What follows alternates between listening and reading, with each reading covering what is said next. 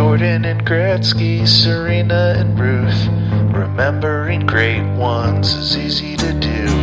But what about the millions who spent their whole lives long snapping footballs and catching sack flies? They're guys, remember that guy.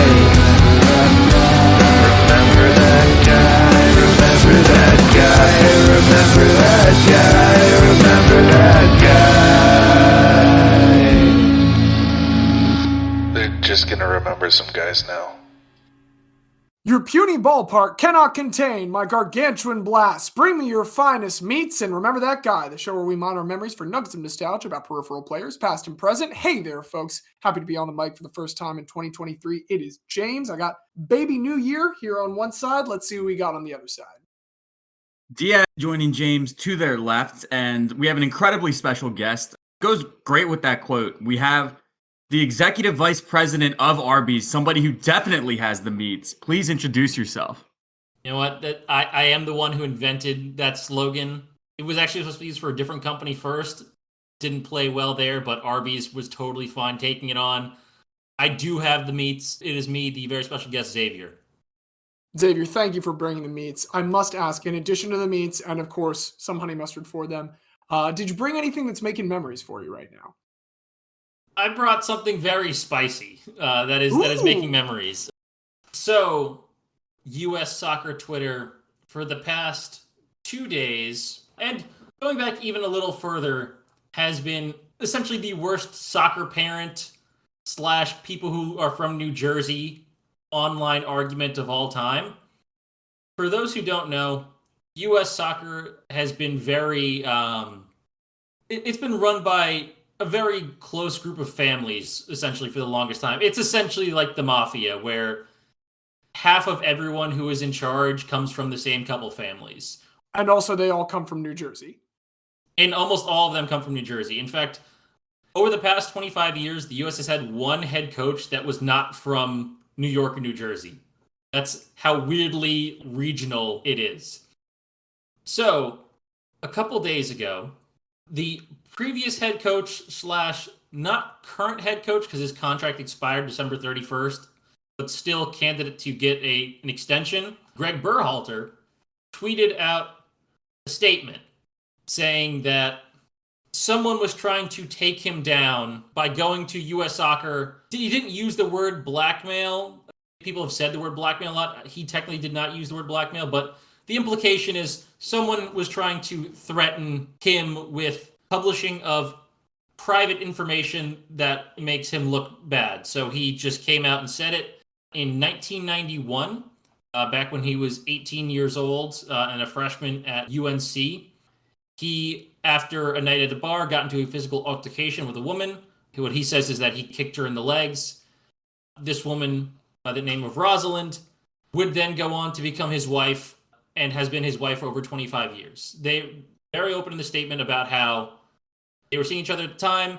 This broke off their relationship, and he went to counseling, and it took 7 months before she would even speak to him again. And then he ended up apologizing to her whole family and friends. And it seems like they moved past this to the tune of being married 25 years and having 4 kids. But someone wanted to bring this up to say, your coach is a domestic abuser, essentially. You should fire him. It sounds like a person that has no ulterior motives and is only concerned with the well-being of the team and the integrity of the team. There was immediate speculation on Twitter for a number of reasons, but one of the things that people went back to was who would possibly know about this thing from 31 years ago, and who would have a reason to actually say anything. The conspiracy theorists' tweets were about the Reyna family. Claudio Reyna captained the USA at the 2002 World Cup. His wife, Danielle Reyna, also played for the U.S. women's national team. Their son, Gio Reyna, 20-year-old star, plays for Borussia Dortmund, did not play a lot at the World Cup. There was a very public kind of blow-up where it came out after the World Cup that he had been told that he was going to have a limited role. He is a very injury-prone player. We don't know why he was told he was going to have a limited role. It could have been injury-related. But essentially, he kind of caused the stink and almost got sent home because he was being a bit of a brat. Greg Berhalter, not naming him, but also being very stupid in what he thought were off-the-record Chatham House comments, talked about, how they dealt with this situation after the World Cup, inevitably got leaked, and Gio had to release a statement in his own defense. So people kind of were like putting two and two together, like, could this be a thing? And then yesterday, January 4th, in a report from ESPN and also to The Athletic, turns out, yes, it was the Reynas. Even further context, Claudio and Greg grew up together. They went to the same high school and played soccer together starting as sophomores.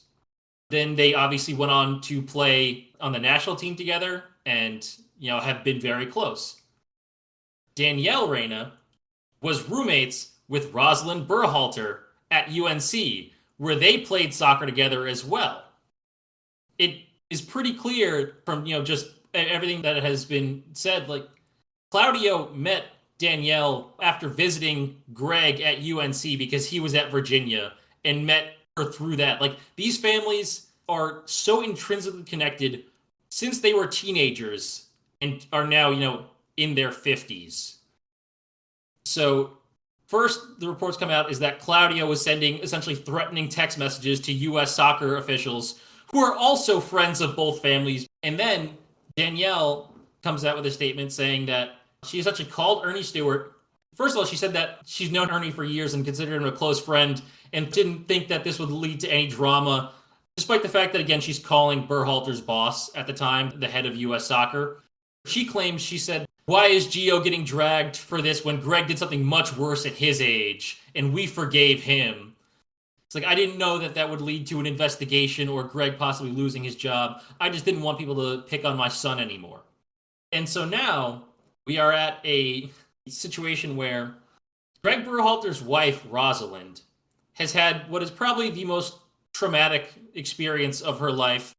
It took her months to forgive this man who would then go on to be her husband, but has clearly moved past it in a way where she built a life with him, has had this dragged up by who she thought was her best friend / college roommate and teammate whose families have been together for 30 plus years. Her kids know about this now. Her friends and family know about this now if they previously didn't know about it. And it seems to all be because her friend's son didn't get enough playing time under her husband. I can't wait for season 3 of Succession, man. Season 4, I'm sorry, I fucked that up. There's so many questions going forward.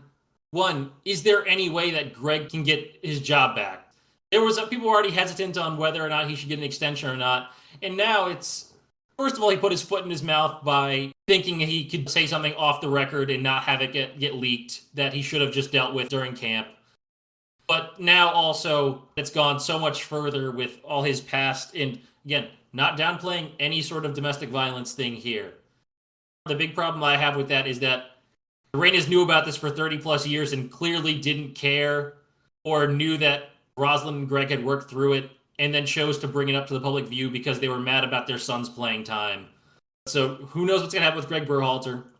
Who knows what's going to happen with Gio? Like, this makes him look pretty bad in that his parents are the worst helicopter parents in the world and believe that their 20-year-old son cannot make his own decisions and deal with things themselves. They have to do it in the background by going to the top of U.S. soccer. What's going to happen with Claudio Reyna? He's currently the sporting director at Austin FC, a team that just made the Western Conference Finals this past season. This makes him look terrible too. And then what's going to happen with the rest of the Berhalter family who've had to deal with this now? It's the biggest shit show. I've listened to about 5 different soccer podcasts going over it because it's all anyone in U.S. soccer can talk about right now. It is the craziest drama I've ever heard. And I both can't wait to see what happens, but also wish this did not happen ever. The only thing I can think to say to put this whole thing kind of in perspective, we are 3 individuals all near the age of 30. And in 2018, for the first time in our lives, the U.S. men's national team did not make a World Cup. And in 2022, they somehow have managed to have an even more scandalous thing happen and be an even bigger shit show than they were 4 years ago. Like, they had a pretty good World Cup performance, and now... It was solid. And even if we go back to 2018, Greg Berhalter was hired after that, failure to qualify. And there was a lot of issues with his hiring because there were a lot of things leaked from U.S. Soccer that essentially they were just going to gift him the job without really interviewing anybody else. And that his brother was the COO of U.S. Soccer. So essentially everyone was claiming, nepotism, and that his brother essentially gifted him this job. And one of the people who defended his credentials for getting the job in the first place was Claudio Reyna. The layers to this are immense, but it's going to be wild to see what happens next. It's messier than the current 10th ballot of voting for the Speaker of the House. It's so bad. It's the worst of North Jersey and helicopter parents all put together. Literally about to make that point. The U.S. men's national team is the only organization that can make the GOP leadership seem competent and well put together. God, it's so true. Earlier this year, Paolo Espino for the Nationals, he came within 4 innings of the major league record for the most innings pitched without a win. And I have a lot of respect for Kevin McCarthy. Bless his heart, he went out there and said, I can do one better than that. The most incredible thing to me is I feel strongly that even as we record on Thursday, by the time listeners receive this episode on Monday, I feel very strongly that there will still not be a Speaker of the House. Kevin McCarthy will continue banging his head against the wall. But speaking of doing one better, James, I'm curious what memories you may have that might be just even a little bit slightly better, or maybe more ludicrous, maybe more butt buzzy. I'm not sure where you're going to go. What's making memories?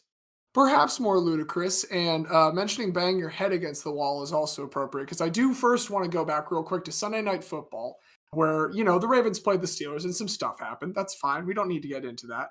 Except for one thing that happened in the second quarter. As you might remember from the preseason, our mascot Poe got very badly injured in a halftime entertainment game against children, and according to the Ravens, severely injured his drumstick. Because the Ravens have still not at any point acknowledged the health of the human being in the Poe mascot costume. And I'm afraid that we will never get resolution on how the human being is, because Poe was wheeled out on a wheelchair during the second quarter of this game, like right into it, by Edgar and Alan, his brothers, who've been filling in for him. And Kevin Nash, even if you don't know the name. Kevin Nash is the wrestler who has that cast that he then whips the blanket off of the wheelchair to reveal that, in fact, there is no cast and he's fine. Poe busted out of his cast and started dancing on the field. It was the injury update we'd all been waiting for, other than Lamar Jackson. Great for the character Poe. Do still want to know how that human being is doing, but he is off the IR. So that's one person's making memories for me, Poe and the indomitable Raven spirit. The other 2 people that are making memories for me. First off, there's Scott Stallings. He is the 54th ranked golfer in the world right now. He is just this year making it back to the Masters for the first time since he made it in 2014 when he missed the cut on day 2. So Scott Stallings is making memories for me, along with Scott Stallings. Second Scott Stallings is a condo resident who lives presumably around Knoxville, Tennessee, where Golf Scott reportedly lives. Condo Scott Stallings also has a wife named Jennifer, which is the same name as Golf Scott Stallings' wife. And so because of his name, his wife's name, and his relative geographic location, while Golf Scott Stallings was waiting by the mailbox and checking every 5 minutes to see where his Masters invitation was, Condo Scott Stallings was very surprised to find an invitation to play at the Masters. We do know this because Scott Stallings of the Golf Persuasion has informed us he's made contact with him. He's going to get his invite. I do want to say, I think Condo Scott Stallings is entitled to one celeb shot. I think Condo Scott Stallings gets to come to the Masters and there's one layup putt that Golf Scott Stallings sets up. He gets on the green within 6 feet and Condo Scott Stallings just pops up from the crowd. I get this one. I would have loved it if Condo Scott Stallings just did it himself. He just shows up there. They're like, who are you? Here's my ID. Here's my invitation to the Masters. Clearly, you can see I was invited to the Masters, so I'm going to compete today. And then just goes out there and hits it 2 feet on a drive and then just walks off and is never seen from again. Trying to think of a joke to relate to Scott Sterling. I was thinking the same. Is this guy gonna like line up on the first tee and just launch a drive directly into his own face? Like that's what I would like to say. We don't know what Condo Scott Stallings' golf skills are, but I do think he should get a chance to at least once display them. But yeah, that's who's making memories for me. For me, I'm gonna go on a little more serious note. Thankfully, today we had a pretty positive upturn, and because of how rapidly things can change with this, I don't want to speak too much to the specific health circumstances of Damar Hamlin. Thankfully, today we got notice that he has been responding and communicative with doctors. He's been squeezing family members' hands. In fact, the first thing that he communicated once he was able to, he's still not able to speak, but he wrote on a notepad to the doctors who won in reference to the game on Monday night when, thankfully, in a very quick response by the medical team after Damar Hamlin collapsed on the field, they're able to resuscitate him. They're able to get him to the hospital. Again, today, thankfully, we got a pretty positive update on Thursday. Hopefully by Monday, there's even better news, but I don't want to speak too specifically about that. 2 points I wanted to make. First of all, I think we rightly give the NFL a lot of shit about a lot of things that it does in response to player safety and, looking out for the players. All things considered, I think they've handled it just about as well as you could have. There was some talk about, they originally only gave them 5 minutes. That's just the protocol when there is a long delay. I think it was one of those things where as soon as you say it out loud, you realize how ridiculous it sounds. Ultimately, the right call to call that game off on Monday night. And the other point I want to make is there's a lot of talk about how out of control player salaries are these days. And, in particular, some older players might say, well, back in my day, we played for love of the game, blah, blah, blah. What we saw on Monday night, and thankfully, as we record, it seems like the worst case scenario has been avoided. But to anybody that ever says that the players are overpaid or they're not worth it, quite literally on a daily basis, it's not just the games that we see. It can be in the practices. It can be at any moment while they are pushing their bodies to their absolute limit, ultimately for our entertainment. This is the risk that they run every moment. We saw it at Euro with Christian Eriksen. Fortunately, he's back to play again. We see it again with Damar Hamlin. Anybody who has any problem with any amount that any athlete ever gets paid, or if you're like, why is he holding out? He's not putting the team first, blah, blah, blah. Fuck all that. That was a terrifying reminder of just how serious the risk is when your work quite literally relies on your body. It seems like the Bills are probably going to end up playing this weekend. It looks like they're going to cancel the original Bills-Bengals game, which, ultimately, I get it. The NFL is still a business. Money talks. But I think the NFL got it right. All the credit in the world to the medical staff that was on hand immediately at the field. Kenny Ellington is the name that has come out as the dude that did CPR. I just want to say, someone that had to get first aid certified at one point, you were supposed to be like doing enough force to crack ribs if you're doing it for 9 minutes. All the best wishes to everybody in Buffalo. I can't get it out of my head. And especially now, I think I've said before on this podcast, I know I've said it to both of you, but Buffalo is the one team that if the Eagles played in the Super Bowl, even before all this, I would have been like, you know what? I'm okay with losing to them.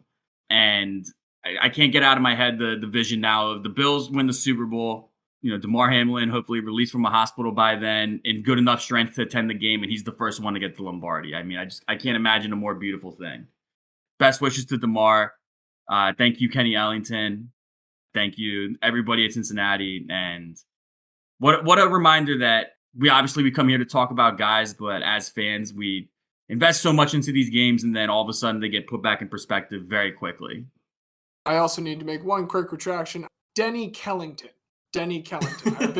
I wanted to make sure I got absolutely Denny right. Ellington's the evil brother.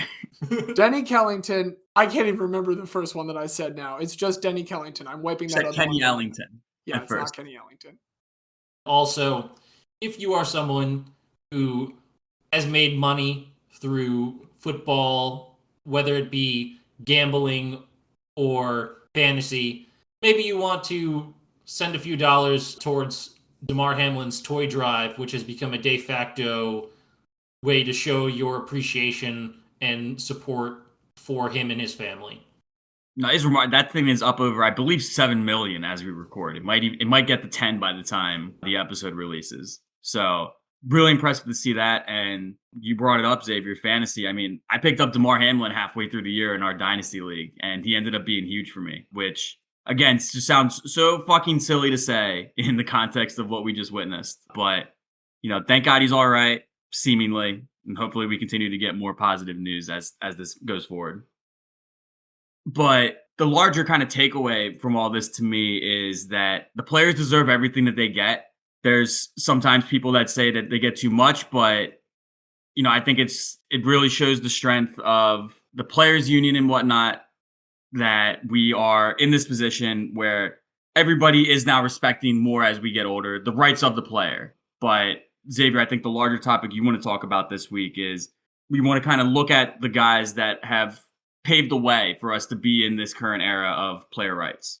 Yeah, so what we think of as possibly like a golden era for player rights and player empowerment, especially in some of the major American sports leagues, that's very, very recent, both here in America and across the globe.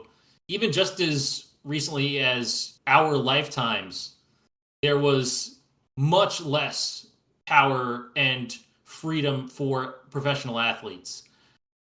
I want to talk about, with soccer on my mind, the one man for soccer who probably did the most for player empowerment in the last 60 plus years. I want to talk about Jean-Marc Bosman. Sounds vaguely French. If you want to call Belgians vaguely French. That's exactly what I want to call Belgians. Yes, so Bosman, born October 30th, 1964 in Liège, Belgium, grows up playing soccer from a young age and starts his youth career as a midfielder at local powerhouse Standard Liège. He's a bright prospect, even plays 20 games or so with the Belgium under-21 team, captained them on a couple occasions. But after about 5 years, 86 games, Bosman never quite lived up to his early promise with Standard and gets transferred to local rival RFC Liège. He's there for 2 seasons, but he only ever appears in 3 games. And after his contract expires, the now 25-year-old Bosman attempted to join lower league French team Dunkirk. However, in a way similar to the already at this time abolished reserve clause, RFC retained Bosman's rights even after his contract was over and demanded £500,000 from Dunkirk all up front, or 500,000 euros, I believe. This is a very large sum in 1990 for a lower league French team, and they just can't afford that. So RFC, they just say, all right, you're not leaving. And instead, cut Bosman's salary by 75%, just about 500 euros a month, and banished him to essentially never play. Okay, what bothers me about that particularly is that if you're frustrated that he wants to go to another team, you would think that you have some kind of valuation of his skills or like want him on your roster in any capacity. It is frustrating to see them like specifically deny someone that they clearly just don't care to have on the field. And the weirdest thing is, you can see this a lot in guys who are youth prospects of your team that you don't want going for free after you've done, years of development through the academy or whatever. That's not the case. He was only there for 2 years after having spent his whole youth career in 5 seasons at their local rival. He didn't have like an actual connection to this team, and they only played him 3 times. They just didn't want him to go without getting money, even if they weren't going to use him. So the Belgians are somewhat French. So they won't let him go full French and cut his salary and banish him to essentially not play. At this point, 25 years old, and he can't play soccer at all, and he can't make any money. So what does he do? He files a lawsuit. He sues RFC Liège, the Belgian FA, and UEFA. His lawsuit's predicated on a breach of rights under the 1957 Treaty of Rome that initially established the European Economic Community, the precursor to the EU, and one of the 2 treaties that currently make the EU a real thing. So what is the language in this original charter that allows him to like invoke this as his defense? I will get there. Okay. So allegation was that the rules established by UEFA and enforced by Liège and the Belgian FA limited his right to freedom of movement within the European community. So RFC immediately suspends him after they had already banished him and cut his salary by 75%. Now they just suspend him and refuse to pay him anything. And the Belgian FA follows suit and also suspends him so he can't play for any Belgian team at all. So he's essentially in limbo. And because lawsuits take a long time to go through the court system, both here in America and over in Europe, it takes 5 years for it to reach the European Court of Justice, which is the Supreme Court, essentially, of the EU. During this time, a lower court judge temporarily lifts his suspension, but with his status in limbo, no professional club anywhere will take him.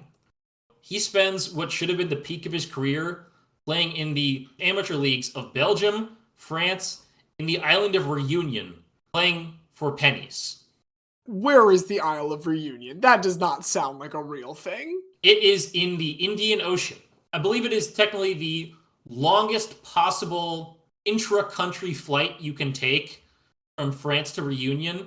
It's like off the coast of Madagascar, but it is just considered like it because France considers all of their overseas departments like you're not like a territory. No, you are straight up France. You have all the rights of everyone in France. So it's off the coast of Madagascar, but still technically just France. So he had to go out there to play for a little bit. Colonialism's a trip. Finally, December 15th, 1995, the European Court of Justice releases a ruling. They say that UEFA's system of clubs retaining rights of players after the expiration of their contracts is a violation of the EC Treaty because it restricts the free movement of workers. The purpose of the treaty, some of the provisions were to facilitate the pursuit by Europeans of occupational activities of all kinds throughout the community and preclude measures that would place them at a disadvantage when they want to pursue an economic activity in the territory of another member state. In that context, if you were a Belgian national, you have the right from that treaty to leave Belgium to go to another state and live there to try to make money as a worker there. Plying your craft. Yes. Any provision that precludes that or tries to deter someone from leaving their country in order to exercise their right to freedom of movement is an obstacle, even if it applies without regard to nationality, even if it's not a discrimination on different nationalities. What the Belgian FA and RFC and UEFA had tried to argue is that their laws also apply to transfers within the same country. So it's not, having one rule for intra-country transfers versus inter-country transfers. But European Court of Justice says it doesn't matter. These rules still restrict movement because it limits where someone can go after the expiration of their contract because they still retain their rights. And so since this makes it so that a professional footballer cannot pursue any other opportunity until the team that doesn't have to pay him any more money gets whatever they want, no matter how ridiculous it is, it's an obstacle to freedom of movement. This becomes known as the Bosman ruling, and this changes the nature of soccer forever. Now, players are free to leave their clubs at the end of their contract, and they can move to another team on what's called a free transfer, but also colloquially known as a Bosman. It's just he's moving on a Bosman. Additionally, if a player is down to 6 months left on their contract, they're free to negotiate a pre-contract with another team in a different country so that they can join them immediately upon the expiration of their current deal and not have to, be in a sort of limbo where they have no contract for a while. So you see that a lot with English players, where if you don't tie them down to an extension, if they're down to 6 months left on their contract, by that January, they usually have announced that they have a deal to go somewhere in Italy or Germany or France or whatever. scores of players have benefited greatly from this.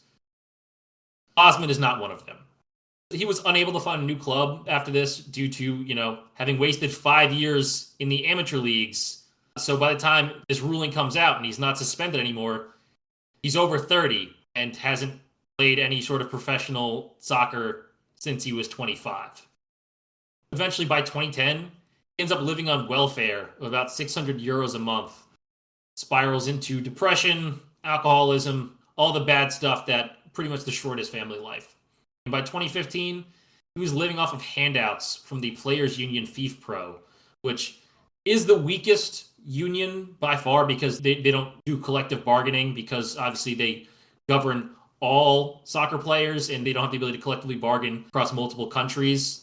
So they don't have a ton of power, but they say that Bosman did so much for player empowerment. The Secretary General of FIFPro said that he opened the doors for a lot of players, so we feel responsible for his future. So they were essentially just giving him a couple €100 a month just so he could stay alive. It's a sort of emeritus status. Yeah, and he was kind of off the radar for a while, but he did get interviewed a lot in 2015 for the 20th anniversary of the Bosman ruling. He's described the case as a personal catastrophe for him, and also has some sadness with the way the ruling has transformed the sport. For him, what he was hoping for was that this would be a thing that could help smaller clubs in that a team couldn't hold on to a player whose contract was over just because a smaller club couldn't afford to buy them, even though the bigger team had no use for him anyway. But one of the side effects of this ruling was that there had been a UEFA rule that capped the number of foreign players in a team for European matches. So, for example, Manchester United, once in the European Cup, now Champions League, couldn't start Peter Schmeichel, the legendary Danish goalkeeper, in a game because they already had 3 foreign nationals, aka non-British players, and lost very badly in that game. Really feels like goalie should not be one of the positions that you give up on in an international European match if you can only have so many foreign players. That law also gets overturned as a result of this ruling, and that led to very wealthy teams buying up players from all over and funneling talent to just a couple leagues. But for me, the Bosman ruling was about distribution of money towards smaller clubs. Then what we're seeing was bigger clubs growing bigger and all the money circulating between these clubs. Players, again, became like merchandise that was just traded. Part of the reason for this unfortunate side effect on Bosman's part was the massive rise in wages, which is a good thing in many cases for, player welfare and empowerment, but also a bad thing when it comes to talent distribution, because when this Bosman ruling came out, clubs were freaked out. There was legitimate talk that there's never going to be a transfer fee again. No one's ever going to spend any money for anyone because they'll just wait until their contract runs down. I mean, obviously now we have £100 million transfers. The reason it's worked the opposite is because these clubs were so spooked, they started giving massive deals, like really long and really expensive contracts to essentially be like, please don't leave for free. We'll give you whatever you want. But only a few clubs can pay that. And that's how you get people like Manchester United paying 100 million euros for Antony from the Dutch division, and then other clubs saying, hey, if he's worth 100 million and he sucks, you better pay us 150 million for our guy type thing. And how many clubs can afford that? 5, maybe 6 now that Newcastle has super oil money. Listen, we don't need to talk about where the money comes from. We just need to talk about the fact that we have it, and it's great. Since the Bosman ruling, there's been 27 Champions League finals. Only 4 teams outside of Spain, Germany, Italy, and England have participated out of the 54 participants. One of those was Ajax in '96 before the ruling had really changed anything. And one is super mega oil-rich PSG. So there's really only 2 surprise finalists in the Champions League in the past 27 years. In the 10 years prior to the Bosman ruling, Steaua Bucharest from Romania made it twice and won once. PSV Eindhoven won. Red Star Belgrade from Yugoslavia won. Multiple Portuguese teams. It just, that type of distribution of talent just doesn't really exist anymore. And he's pretty somber about how that happened. As you can imagine, he's also a little bit bitter about what he perceives as a bit of a thanklessness of what he did with so many players making millions while he lives on handouts. Like I said earlier, the term Bosman transfer is still very widespread, but the actual people who know that Bosman was a person is surprisingly small. One of the few exceptions I saw was that Adrien Rabiot, a French midfielder who used to play at PSG, ran down his contract and moved to Juventus for like a massive amount of money on a Bosman transfer. His family donated like 12,000 euros to him after the contract, which he makes 7 million euros net a year, and his mom made 10 million euros as commission for the deal going through as his agent. So a nice gesture since no one else apparently cares at all, but still, more of a PR stunt than anything. Before you said that his mom was his agent, I thought you were going to say like that was just something he negotiated into it. He's like, and you got to give my mom 10 million or I'm not fucking coming. No, Rabiot's mom is like very notoriously active in that at the Euros in 2021, she got into a fight with like Kylian Mbappe's family. She's notoriously overprotective and aggressive about her children. Soccer parents, as we've talked about earlier. But they did actually recognize that Bosman is a person who is still alive and exists. So that part is good. Despite the negative side effects that he did not foresee and his own personal situation, he's still happy that players themselves are in a stronger position than they've ever been and is overall positive. He said, quote, "I'm very satisfied. I did something that was good. What it means is that players in the 21st century have the right to circulate like other workers." It's an important fundamental right. It's one that may be further discussed this evening, but the fact that, as Diaz said before all of this, they are essentially laborers and they are entitled to the sweat of their brow. All right, Ayn Rand. It was fascinating to learn about Bosman being a specific term as well. And like all I can think is like he's the Tommy John of transactions. Kind of, yeah. Honestly, I think that's a very good way to put it. More people know Tommy John the surgery than Tommy John the person. And I think definitely the same way with Bosman. He's Tim Horton. Okay, we might have too many of those now. Well, I think most people knew Tim Horton was a player. I didn't. I thought it was a restaurant personally, but that was very funny when we found that out. That's the beautiful thing about this podcast, though, right? We teach, we learn, we remember. Trent Tucker. This is a theme that we like. I'm not saying that it's a negative that we keep coming up with these. Thank you for letting me talk about Bosman, a man who did a lot for current player power at what ended up being great personal cost, but who I don't think should be forgotten. He really changed soccer forever after his court case. But I know that one of you probably has a story, so who's up next? Xavier, I think it's appropriate that I follow behind you just because I'm going to echo a lot of what you said, because when you said we're going to talk about labor guys, I decided I'm going to go ahead and take the low-hanging fruit. I think there's an obvious important labor player in the last 100 years. I think this guy is one of the 10 most important / influential, whatever you want to say, MLB players of the last 100 years. Who are my top 10? Oh, thank you so much for asking. Just missing out is Nolan Ryan and Willie Mays. Could not find someone to swap them in for. Other than that, we got the top 10. Babe Ruth, Jackie Robinson, Roberto Clemente, Ichiro Suzuki, Hank Aaron, Bob Gibson, Barry Bonds, Ricky Henderson, Shohei Ohtani, and a guy who just changed the course of sports history because he really, really deeply did not want to play in Philadelphia. Curt Flood. I'm so excited. I have spent so much time in law school reading this case during my sports law class.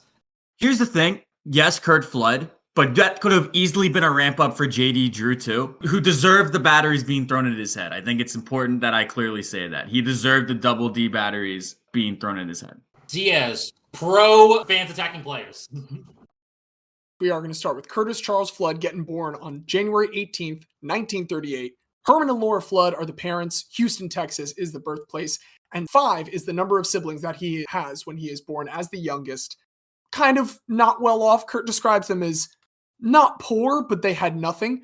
In his own words, we ate at regular intervals, but not much. That's a nice way to phrase that. Yeah, he's being realistic. It wasn't great. And so they do try to move to Oakland for some better opportunities. Initially, they moved to East Oakland in an entirely white neighborhood. This being World War II / post-World War II suburbanizing white people. They do not take kindly to that. And so they do quickly move to West Oakland, which is the blacker side of the city at the time. His parents get a job each at the local hospital. And at the age of 9 in 1947, Curt joins the local midget league to get his start in baseball for the juniors sweet shop team. That's a great name. The juniors sweet shop team of the midget league is where he meets George Powles. George Powles is a coach of young amateur teams, older amateur teams, and also high school teams in the area. He just kind of makes a talent pipeline in Oakland of baseball players, which is, I don't know, kind of gives me weird vibes. But George Powles is going to be very influential in the life of Curt Flood. He is going to keep getting him up eventually into the high school that he is a coach at when Curt enters as a freshman. That is McClymonds High School in Oakland, which was a little down at the time because they had just lost their star basketball center to the University of San Francisco. That would be Bill Russell.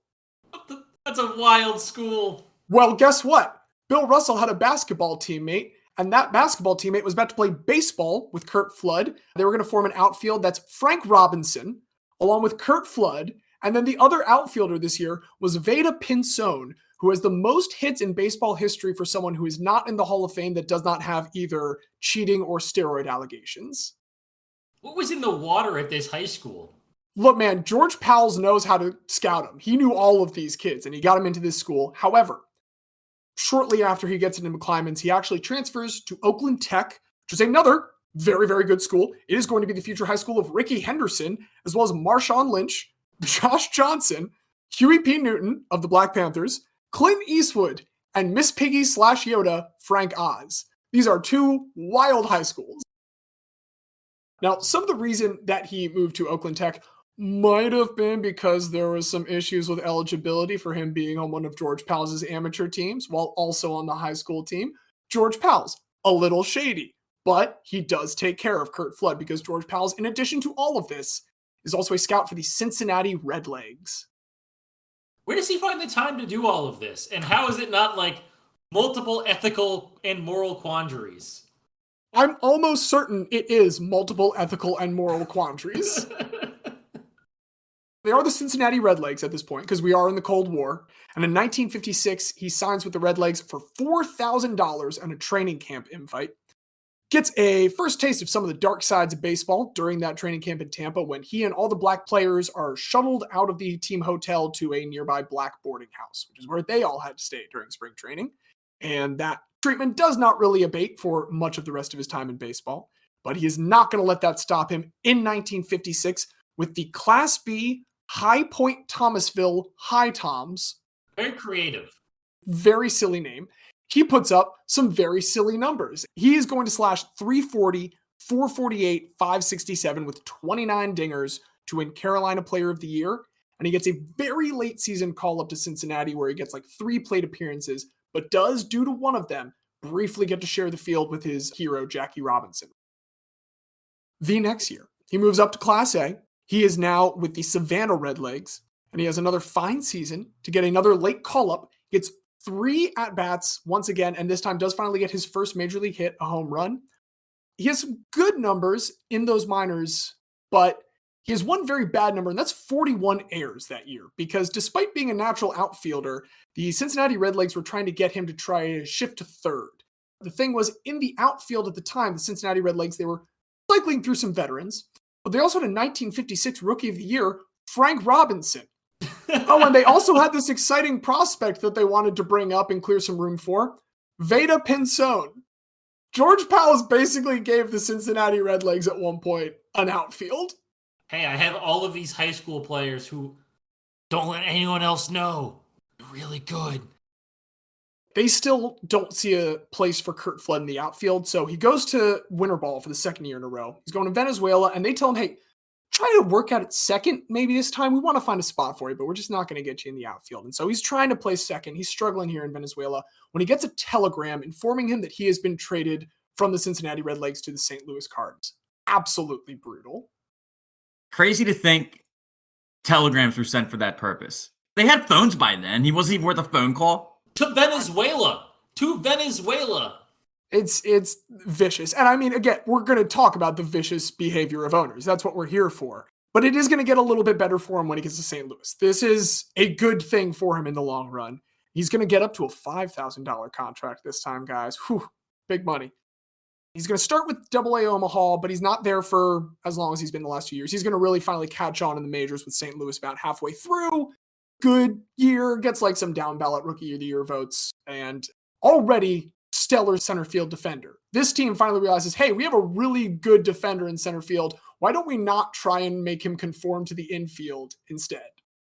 Problem is the manager, Fred Hutchinson, that likes him this year, is fired, and a guy, Solly Hemus, comes in and is just by all accounts a horrible racist and does not like Curt Flood in the slightest. So Curt Flood for the next 2.5 years, he's still up there. He's still getting like 120 to 140 games a year. His plate appearances, though, crater. Like he's coming in for late inning defensive replacements, pinch running and stuff. It's not a good time for him until Solly Hemus is replaced halfway through that 1961 season. And in comes Johnny Keane. He does like Curt Flood. He takes a bit of a shine to him, gets him as the everyday starting center fielder for the rest of that 1961 season. Over the next 7 seasons, he's going to win 6 Gold Gloves, including at one point 226 games in a row without an error. That is going to come with 3 All-Star games, and he's a big part of the World Championships in 1964 and 1967. Gets down ballot MVP votes a lot of this time. He's slashing 302, 347, 394. It's got a little bit of pop, a little bit of speed on the base paths during this 7-year stretch. 69 stolen bases. Nice. Pretty good. He is also like, he's someone who gets press coverage. Like St. Louis Cardinals are a big deal at this point, and he's a major part of their team. In 1968, he makes this incredible leaping catch at Wrigley Field, and that is the cover on Sports Illustrated at one point where it says baseball's best center fielder as the headline. And I just want to make sure we're really hammering home how good Curt Flood was. In his personal life, he is going to get married to Beverly Collins during this time. They are going to have a pretty tumultuous marriage, kind of fading in and out at times, and it does ultimately end in 1966. His creative side is also being nurtured. I do want to mention that in high school, a teacher encouraged him to really take up painting, something he had a knack for, and he's been doing that this whole time to the point where his nickname in the locker room is Rembrandt, referencing, for those who may not know, Rembrandt van Rijn, the Northern Renaissance painter. Tries to cash in on this a little bit, his painting and photography. Tries to get on that sweet senior portrait money, opening Curt Flood Photography Studio. This is his big money-making venture in St. Louis, just taking all those headshots your senior year of high school. And that is because salaries are still not phenomenal in MLB at this time, even for a star like Curt Flood. The average when he got into the league was about $15,000, and it's raised all the way to $22,000 in 1968.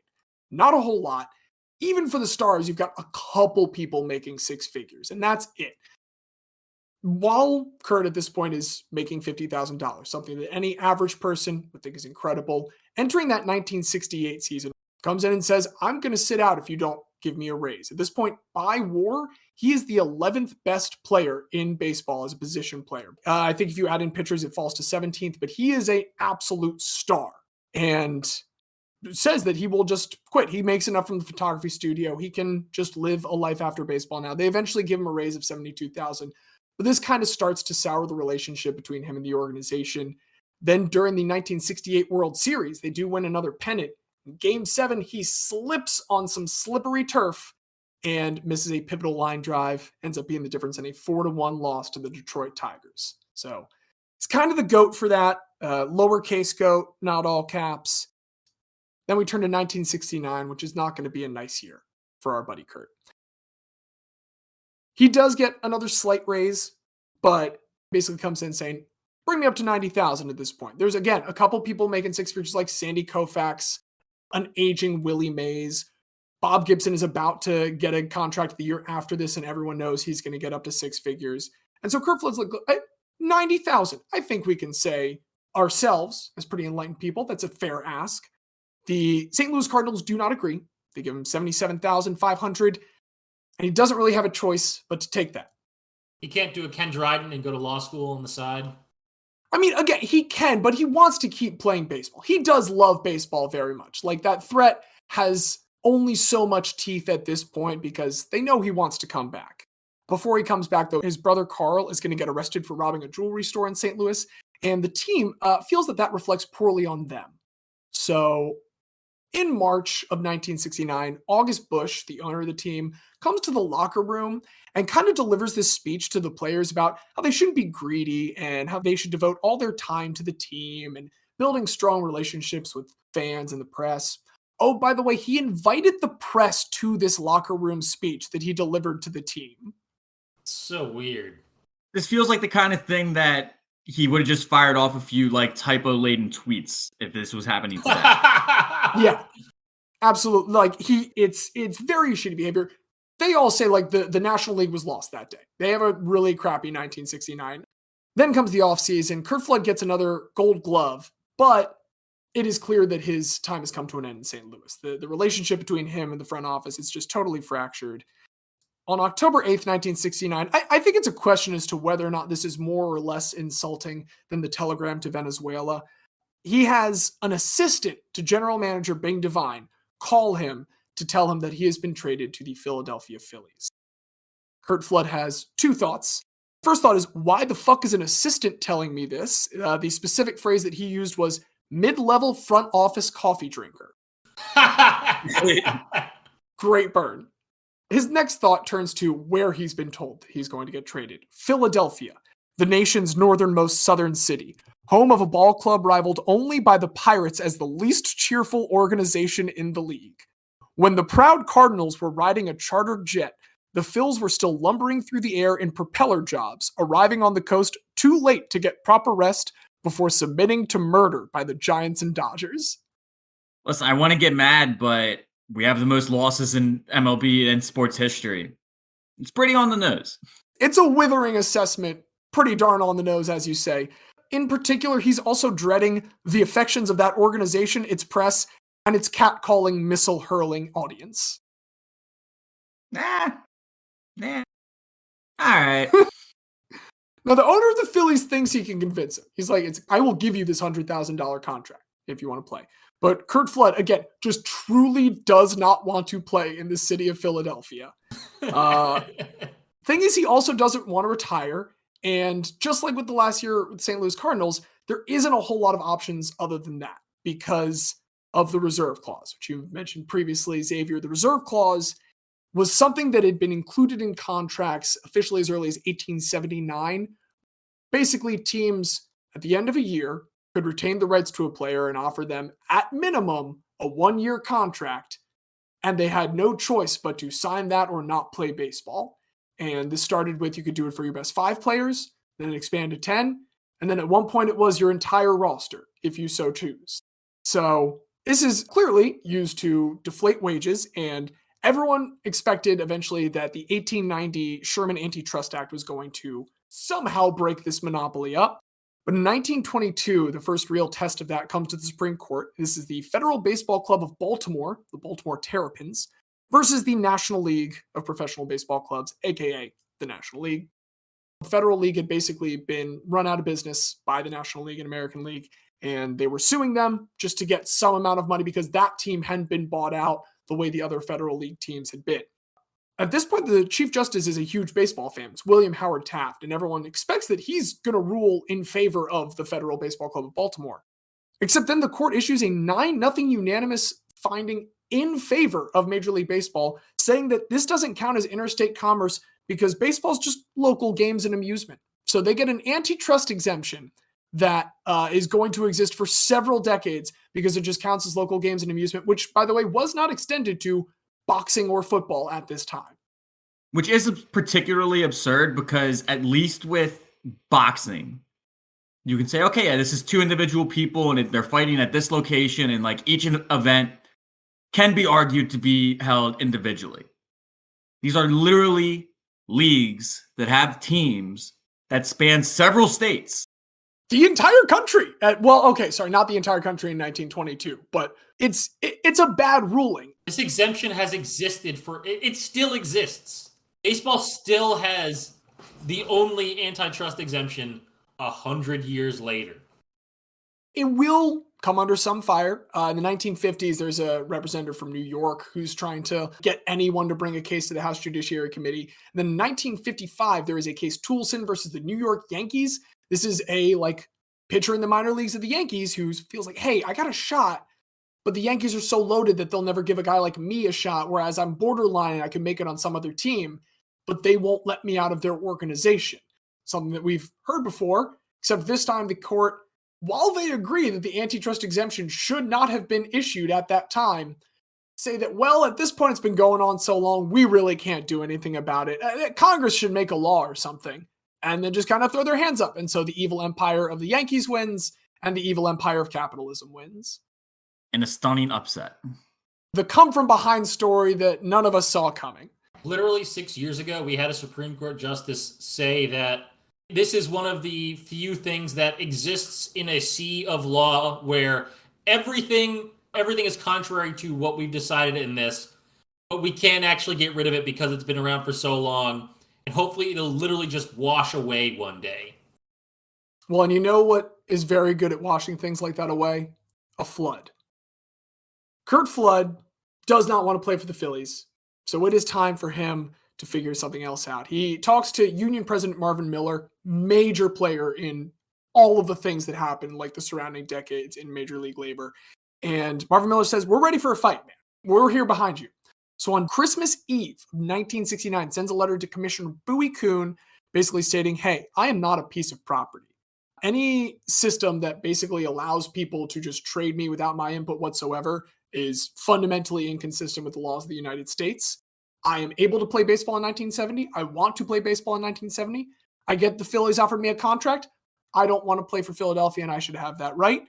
Basically, he's asking for free agency, which Bowie Kuhn, perhaps unsurprisingly, immediately denies. So now we've got a lawsuit. He's going to get help from lawyer Alan Zerman, as well as eventually this guy Art Goldberg, who was a former Supreme Court justice and Secretary of Labor. So we got a good team.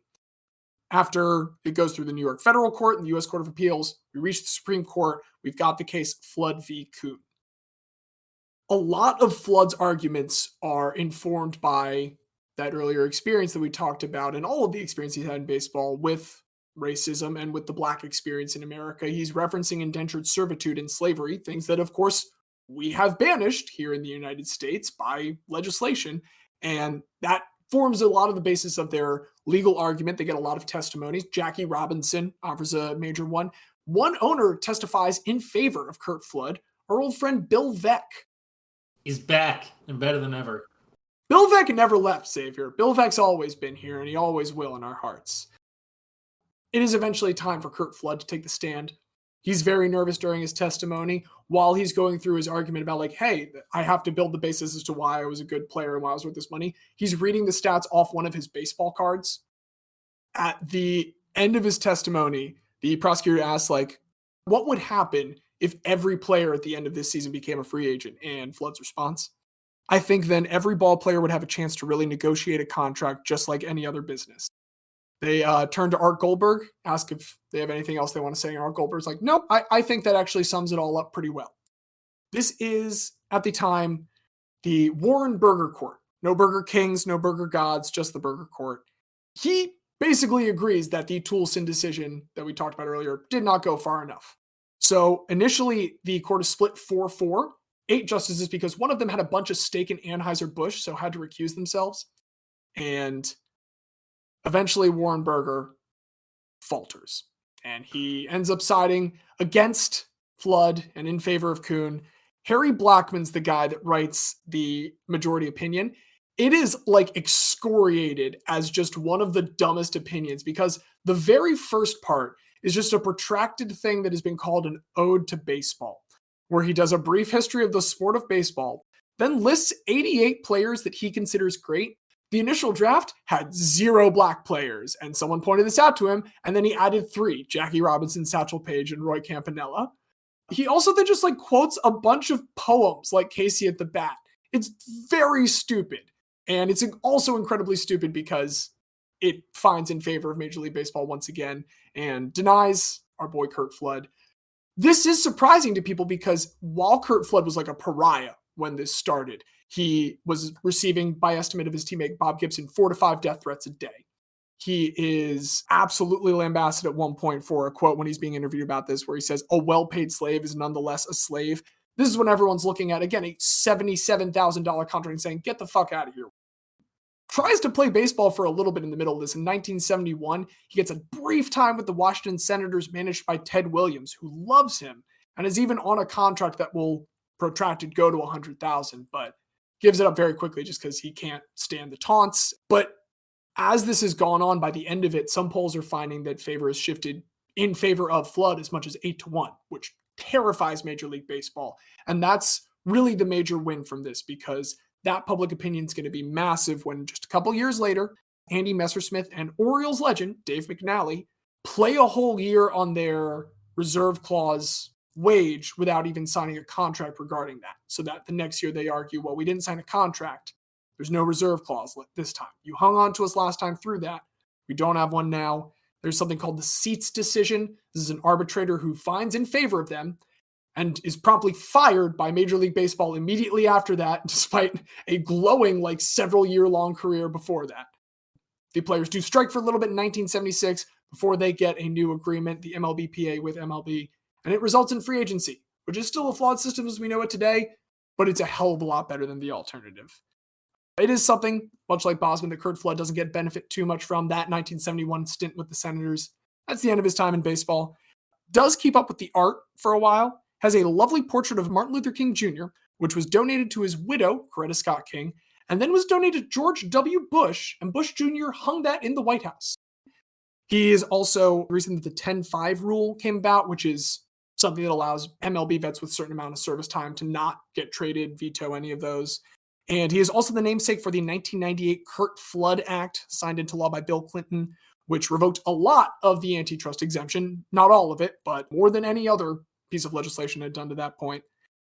That is, however, a posthumous honor, as Curt Flood had passed away due to throat cancer the year before that, just after his 59th birthday.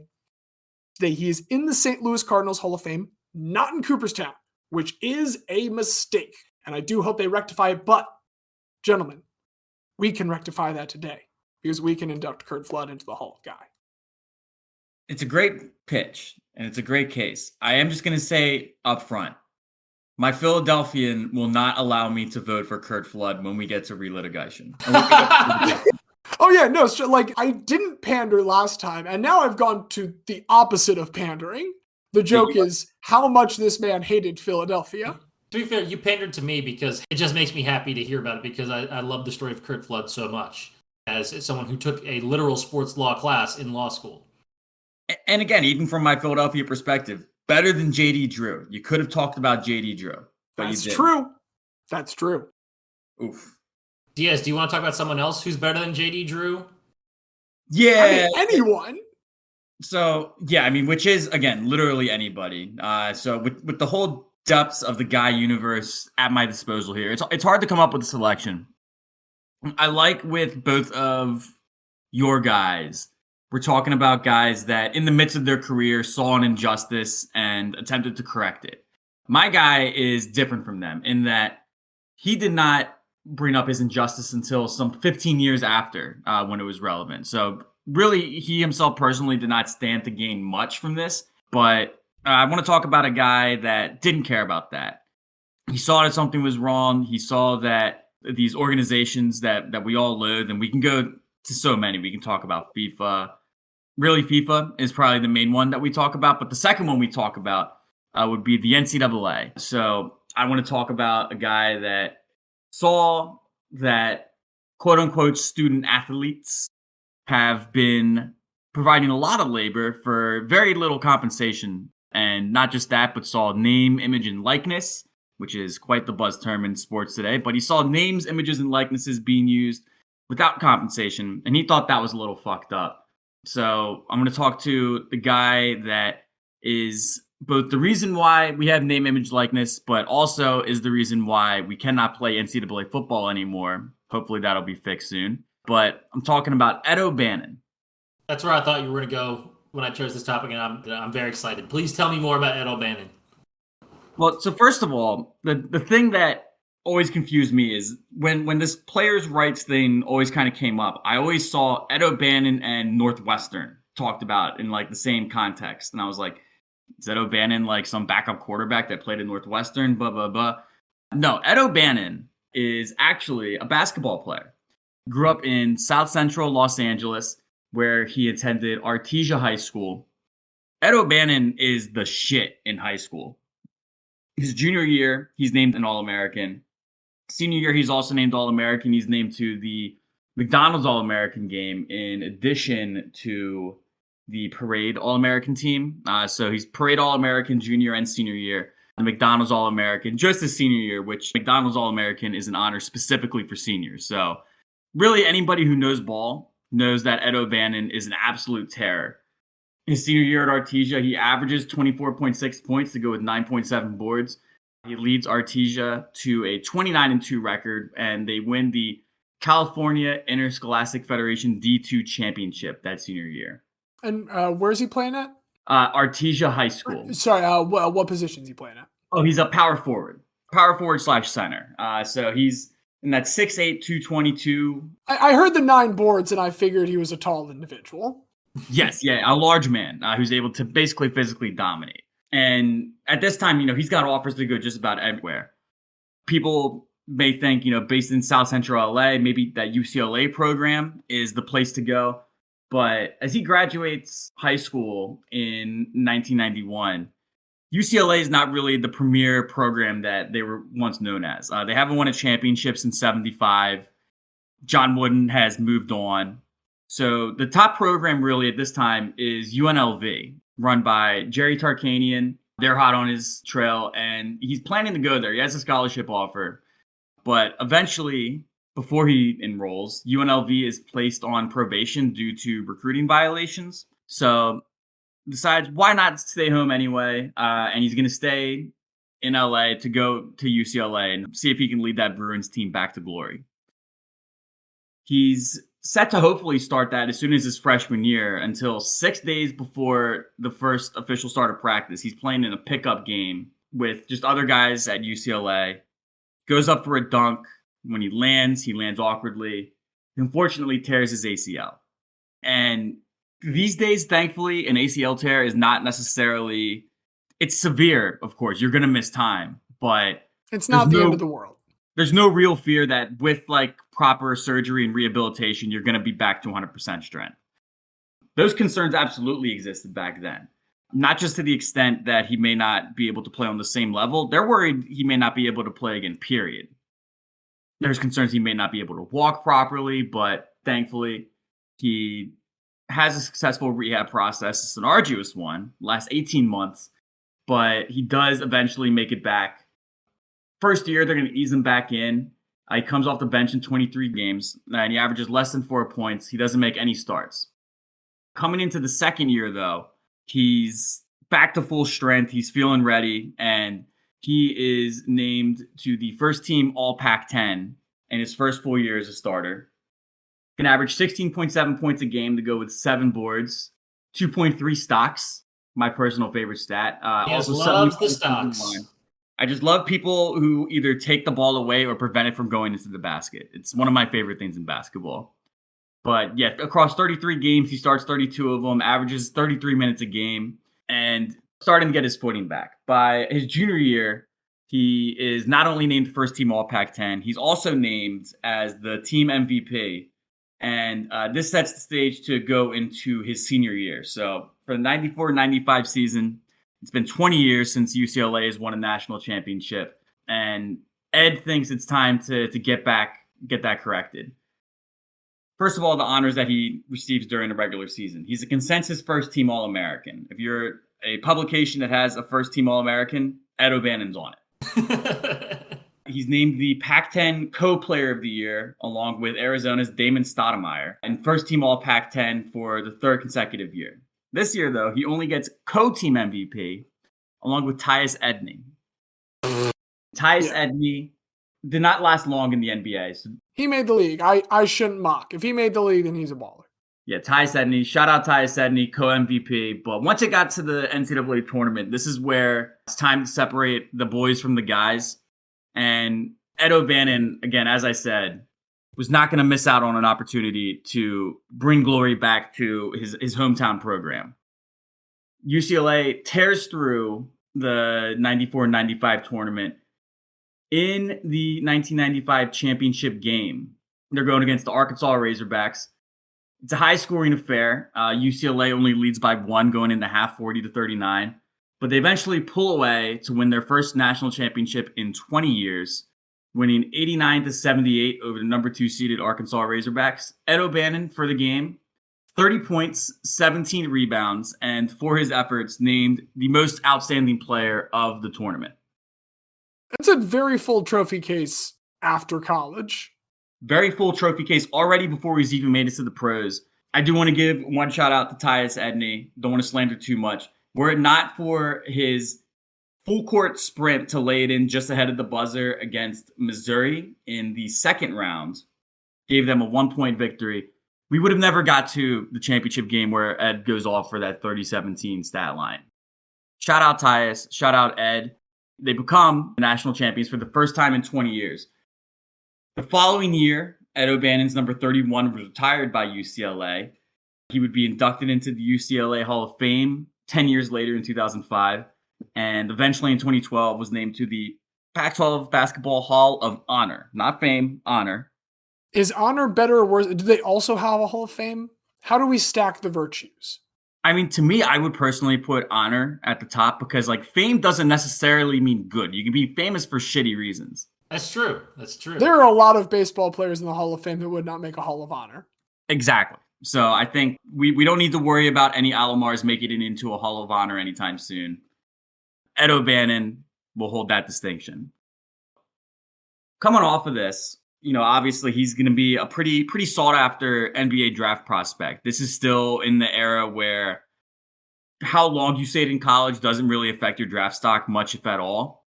If anything, it's seen as a positive that he stayed 4 years at UCLA, a top program, led them back to prominence, and he ends up being a lottery pick for it. He's hoping to stay on the West Coast. Some teams that could have had opportunities to take him. Golden State has the number 1 pick. Would have been great to stay there. Unfortunately, they go Joe Smith.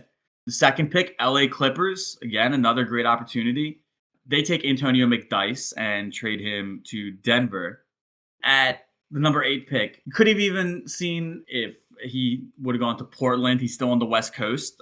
They take a guy named Sean Respert, which means that at number 9, Ed O'Bannon is going to get drafted by the New Jersey Nets.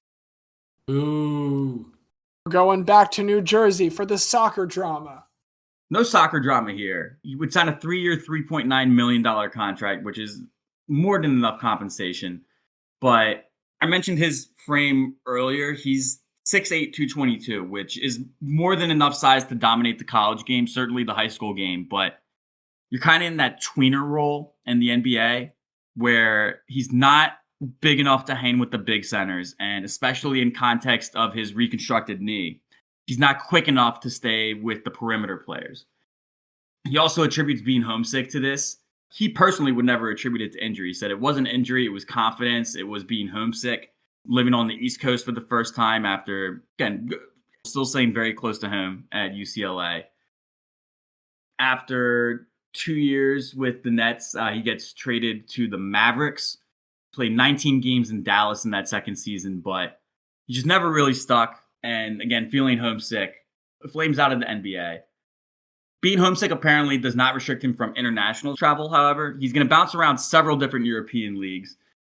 To hear him say it, he said he played for about 12 teams in a span of 6 years. But if we were to go to his Wikipedia page, the journey goes New Jersey Nets, Dallas Mavericks, Lacrosse Bobcats, Asegas APS Trieste. That's a good place. It's a very sad place. No, it's a good place. I like Trieste. Beautiful part of Italy. My dad was stationed there. Trieste. We're going for our Spanish audience with a joke there. If it didn't land, that's okay. Valladolid is his 5th. Then goes to Racino Igon, Boca Juniors, the Los Angeles Stars. What league are the Los Angeles Stars in? The Los Angeles Stars in 2000-2001 with the ABA. Oh, the weird zombie ABA. Yeah, the more successful, less successful than XFL 2.0. More successful in XFL 2.0 in that it lasted multiple seasons. We'll see. XFL 3.0 is coming to you soon, though. Third time's the charm. Onwil, Wioklawek, Polonia, Warsaw, and then Ostromecko, Astoria, Bydgoszcz. Horribly sorry to any of our Polish-speaking listeners who just saw me butcher those pronunciations, but Ed says 12, Wikipedia says 11. So if any of you out there know the 12th team that Ed O'Bannon played for, please get in contact with us. Check out the Twitter, whatever you got. Would love to know that 12th team that Ed O'Bannon played for. But he bounces around, never really sticks anywhere, and never returns to the NBA after leaving with the Dallas Mavericks. So at this point, this could have just been a guy that had a very successful college career, had his number retired, never quite made it in the NBA. Already very much a remember that guy candidate. However, we're talking about labor rights. I haven't said anything about labor rights yet. What Ed O'Bannon gets himself involved in is perhaps the most selfless thing that we could ever ask for. Stands to benefit very little himself, but he's tired of seeing these college kids get screwed over. And the way this starts is in the college basketball video game for NCAA 2010. They don't just have the current players in, not being named, but as we'll learn with Ed, there's some shady stuff going on here. So they have a throwback team. The 94-95 UCLA team is in this college basketball game, but they don't use anybody's name. It's important in these college video games, they don't use names because since these players are amateurs, you are not able to use their likeness for any kind of profit. So Ed O'Bannon is not in the NCAA basketball video game, but they do have PF number 31, who wears the same number that Ed O'Bannon wore. This person also plays power forward, also is the same height that Ed O'Bannon was listed at, also is the same weight, has the same bald head, and the same skin tone. And if this isn't enough, this number 31 also just happens to shoot left-handed as Ed O'Bannon does. A remarkable series of coincidences. Or perhaps EA Sports, in producing the NCAA basketball video game, has used Ed O'Bannon's likeness without his consent. This is what bothers Ed O'Bannon. So it's not just him, but he also then sees all of these current players. In NCAA 09, that UCLA team would have had Kevin Love, and I believe Russell Westbrook would have been on that team as well.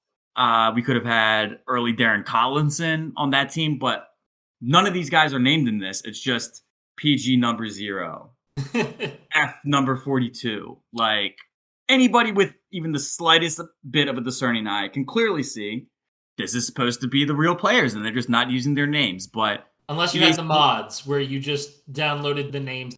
Well, that was where I think EA Sports started getting particularly bold with it, is they said, oh, users can, create their own custom rosters and upload them. And since it's user created, it's not us doing it. But yes, it became, by the time that internet online gaming became a part of the standard gaming experience, you could easily, within a day or two of the game being released, go online, find somebody that said, hey, I added names to all the thing, download it, boom. Now you have all the names in your game. But Ed O'Bannon thought that was bullshit. And he was able to find a couple other people that were bullshit. So is able to find 20 other former college athletes to be plaintiffs with him in a lawsuit, which he files against the NCAA itself, EA Sports, and also the college licensing company, which is the company that has the rights to the teams, which EA then contracts with to be able to put University of Wisconsin, UCLA, all that, to be able to put them in the game. Get some significant people to join him on this lawsuit. First of all, Big O, Oscar Robertson. And we're also going to get our second Bill Russell reference in this podcast. Bill Russell named as a plaintiff in the lawsuit against the NCAA, EA Sports, and the Collegiate Licensing Company. Bill Russell was so fucking cool. Everything he did was great. Except for winning championships for the city of Boston. Though, I mean, to be fair, he'll say he won them for the Celtics organization, which isn't that much better, but it's a little better. Or for himself. For him and his teammates, right? For him and his fellow guys, that's who Bill's looking out for. That's who Ed's looking out for. Now, EA Sports and Electronic Arts in general is a very scummy company. However, they pale in comparison to the NCAA, which is why they immediately want no part of this lawsuit. They're going to settle immediately. They final a $40 million settlement, which would net $4,000 to the 100,000 current and former NCAA athletes who appeared in some form in either the NCAA basketball or NCAA football series since 2003. Now, 100,000 sounds very crazy, but when you think that there are roughly 350 Division I member institutions, say 15 to a basketball team, there's about 120 that play football, assume 80 to a roster there. We're talking about anywhere from 1,000 to 5,000 guys on each iteration of those games. So it quickly adds up. The 40 million is but a penance to EA Sports to do the classic admit no wrongdoing, but also part of this is that EA Sports ceases and desists. Since they reached this out-of-court settlement, there has not been a NCAA football game made. There has not been an NCAA basketball game made. EA has announced that they are working on another college football game. It will still not use the likenesses of the players. However, that has since been delayed multiple times. Color me skeptical if it ever does happen. Now, EA was smart enough to get ahead of this and settle out of court. But as we mentioned, the NCAA is a horrifically corrupt institution that thinks that it can just get everything its way. So they take it to trial. The trial starts on 6/9/2014, nice, and would end June 27th, 2014. So for roughly 2.5 weeks, these arguments are being held. Written closing arguments were submitted on July 10th. By August 8th, we have a ruling, and the judge has ruled that the NCAA's long-held practice of barring payments to athletes violated antitrust laws. Important to note, O'Bannon's central argument was just, hey, I'm not saying anything about like whatever the current collegiate athletes, say whatever you want about amateurism. I'm saying I graduated 20 fucking years ago and you're still not paying me for using my likeness in this. Wilkin takes it a step further. So with the NCAA, in its hubris, taking it to trial, ends up getting themselves supremely fucked by the ruling. She rules that schools should be allowed to offer full cost of attendance scholarships, so not just your standard scholarship, but your room and board, your living expenses. She also rules that they should be allowed to place $5,000 a year into a trust for each athlete. The NCAA would appeal the ruling, suggesting that they did not properly consider a previous case that the NCAA had won. This goes to the Supreme Court, and the Supreme Court says bullshit. Not only does the Supreme Court say bullshit, they say you also need to pay $42.2 million in fees and costs to the plaintiffs. So really just fantastic work by the NCAA, utterly and completely playing themselves. End up getting a ruling that's even worse than what Ed O'Bannon was originally seeking. So just beautiful stuff from everybody's favorite monopoly. So Ed O'Bannon plays a key role in that. If you remember when all this was originally going down in 2014, you may remember that he appeared in John Oliver with a March Sadness segment, which basically, as John Oliver, that was Ed O'Bannon. Ed O'Bannon was the guy in that thing. He was that guy. He was that guy. And my favorite quote in that is, it's just mocking the experiences of college basketball players. And his ringing endorsement of the fictitious game, Ed O'Bannon says, "This game is every bit as fucked up as the real thing." He would later write a book about his court case with the NCAA and has come out as a supporter of the Fair Pay to Play Act, which is the California law, which essentially allows student athletes to receive endorsement deals. As for what Ed O'Bannon's up to today, he was a car salesman until being promoted to the marketing director of that same auto dealership. And as of 2020, he became a probation officer in Las Vegas. So I don't know if that's lateral. He just wanted to live in Vegas. Right. I mean, he finally does make it home after not going there with UNLV. But I mean, I think the fact that he's seeking out these other careers and not doing anything in the NIL space, which has become very rapidly a very profitable space for not just the athletes, but listen, there's marketing directors, there's all kinds of different angles that people are looking to get a slice of the pie.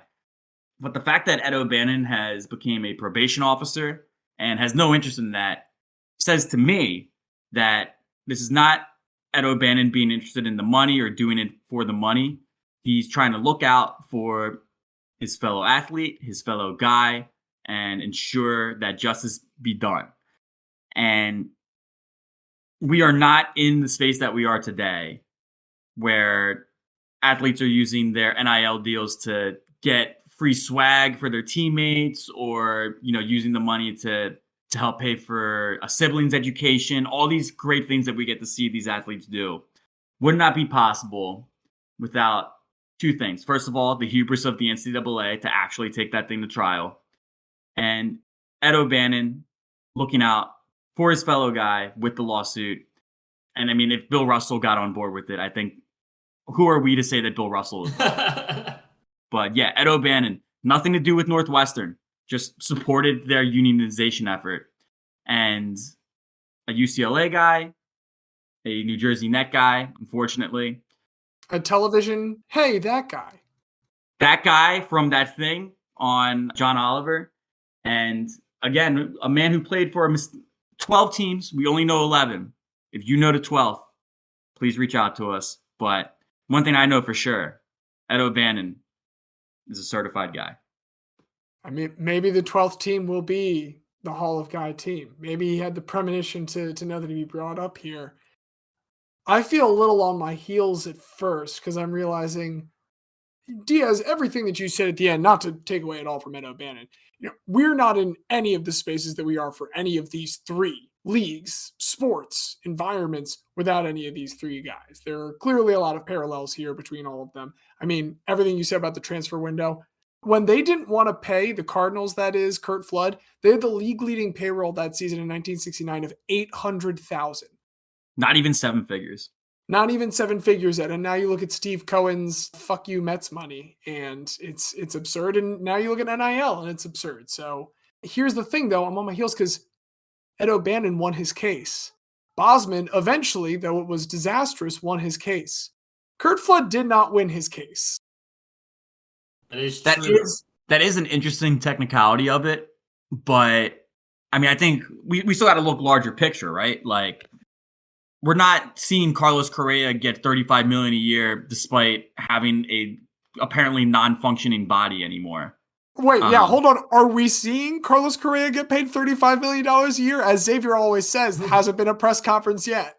Until there's a press conference, I even after the press conference, I'm still slightly hesitant because I saw this happen before with a head coach at his press conference and resign on a napkin and then go win more Super Bowl rings than he has fingers on his hand. So I'm always cautious about that. I also don't want to make it sound like O'Bannon and Bosman would only be talking here because of the technicality. I mean, I love Bosman becoming a single term phrase. I absolutely adore that. I love the bit about him still like kind of being a hanger on with this players union. Seems kind of like unjust that that's all they're able to do for him. And we often talk about this hall honoring those that might not have gotten the honors due to them.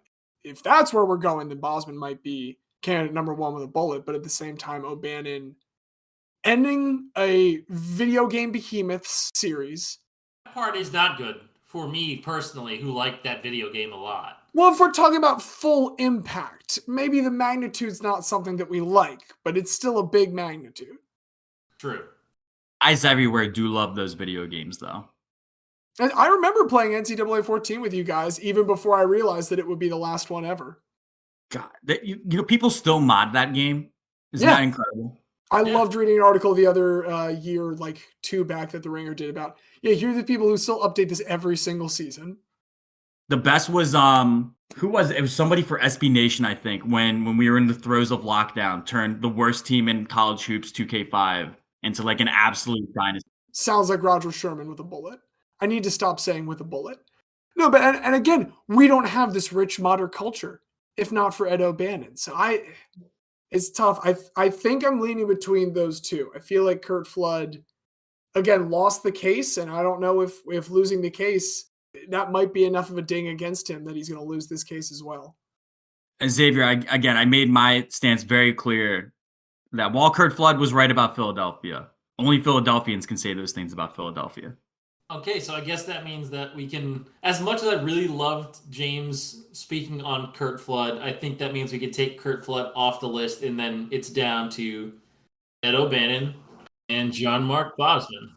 So, James, who do you like better out of those two then? It is tough for me that Bosman, we don't get to see much other than the case. Bosman is almost entirely the case. And to an extent, I mean, that's another thing that's kind of dinging against Curt Flood. It's almost, consumed his larger career. There's something that I do love about Ed O'Bannon being this traveling Ronin player, just going from European country to European country, seemingly at random. Poland is where he spent the most time. Most of it was in Poland. The last 3 seasons all in Poland. I'm very torn between the two. I keep wanting to land on one and then I shift to the other because at the same time, this does feel like an opportunity to be like, hey, Bosman. People know Ed O'Bannon. Ed O'Bannon is a figure in our lives in a more modern way, in a more relevant way with this video game. God, I don't know. It's tough. I could go for Bosman. I just can't go for Curt Flood because he spoke some uncomfortable truths about Philadelphia. Yeah, you really didn't like hearing it laid out all like that, did you? See, obviously I'm biased. I like Bosman a lot just because he wins. He wins his case and then gets zero benefit for it while the sport then becomes richer than ever with players making millions and millions and millions and having unprecedented power. I figured it out. Bosman did an incredible job. Those players had salaries before. Ed O'Bannon accidentally, by all accounts, created an entirely new class of salaried employee. If we're talking about a percentage, sure, 800,000 as the biggest team salary to 325 million if they finish signing Correa for the Mets. That's a lot. 500,000 is a transfer fee to hundreds of millions of pounds. That's a lot. 0 to millions of dollars is infinite percent. And as we know, math wins me over. That is true. And honestly, the joy for me is that I got the two of you talking about legal cases. So, you know what? I am totally happy to concede this one to Diaz. And Harry Blackman is such a shitty justice. My God. I went into some, just a terrible writer, legal thinker. Harry Blackman, if there is a, hall of shame for Supreme Court justices, throw Harry Blackman there. Was Byron White on that on that court? I think he was. Entirely consumed by Harry Blackman and our Burger Lord Warren. You know what? I believe Byron White was. Yes, Byron White was on that course, which is great because he is the wizard. He is the only Supreme Court justice who was also a consensus All-American and Heisman Trophy runner-up. Shit, that's a pretty good guy for someday. Yeah, you know what? This made me very happy talking about the legal stuff. I concede to Ed O'Bannon. So is this a majority decision or a unanimous decision to remain in the court speak? Unanimous. Well, having heard all closing arguments, this court must find by a margin of 3-0 that there has been a successful litigant, there has been a successful guy, and we will induct into that hall Edward Charles O'Bannon Jr., a.k.a. Ed O'Bannon. Welcome to the Hall of Guy. Welcome to the hall. Gracious for the wisdom of the Guy Bunal. It was good to talk that out. That was a tough decision. I appreciate you guys letting me spin my gears there, but can't argue with math. The math always comes up, Guy. Oh, look at that. Kevin McCarthy just lost another vote. Are we at 10 now? 11 losses. 11 times a loser. Cleveland Browns got to look out here. 0-17 is in jeopardy. This has been a very judicial and judicious use of our time, and we appreciate you all spending with that. We got big plans this year. I think it's safe to say we have some things that we'd like to do to expand the scope of the RTG universe. as we record for the first time here in 2023. And we're looking forward to that. And if you want to, tell more people to check it out, gosh darn it, we think this is a pretty swell show, and we sure would appreciate that. Go ahead and leave a review or rating. You can always check us out on Twitter at RememberGuysPod or email us, guys@rememberingguys@gmail.com. Thank you, as always, to Don Ham for that absolutely incredible theme song that I just adore hearing every single time. Any last notes from the two of you? Oh, who won who's the third place champion? The people need to know. So our game was very much still in contention entering the Monday night game. Me having Josh Allen going and Xavier having Stephon Diggs. So Xavier held the lead, and Sleeper did have him at about a 70% chance of winning as the score was left. So in the interest of just making it simple, and also incredibly, Xavier, despite being, I would say, the second best team in the 8-year history of our league, has never finished in the money. Decided we'll do the right thing. Xavier claims the third place crown. Sending a portion of that to a cause, right, Xavier? Yeah, I sent a quarter of that to Damar Hamlin's toy drive, which I, again, recommend that anyone else who either won money from fantasy or through gambling on NFL stuff, send a portion there or to another good cause on this day. But again, Damar Hamlin was on the bench for that game, but still an important part of my team. So also match Xavier's contribution to the fund. So hoping to see things continue to look up there for Damar. We'll leave with that thought just as I started the pod. Incredible work by the whole doctor team, it seems, by all accounts. So we will just leave it at that. I've been James. I've been the very special guest, Xavier. And I'm Diaz. And as Obi-Wan Kenobi once said, these aren't the guys you're looking for.